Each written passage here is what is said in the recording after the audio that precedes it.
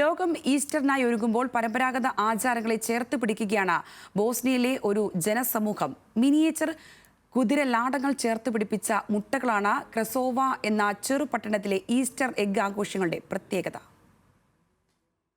തെക്കുകിഴക്കൻ യൂറോപ്പിലെ ബാൽക്കിൻസ് മലനിരകളോട് ചേർന്ന് കിടക്കുന്ന ബോസ്നിയയിലെ ഒരു ചെറു പട്ടണമാണ് ക്രസേവോ.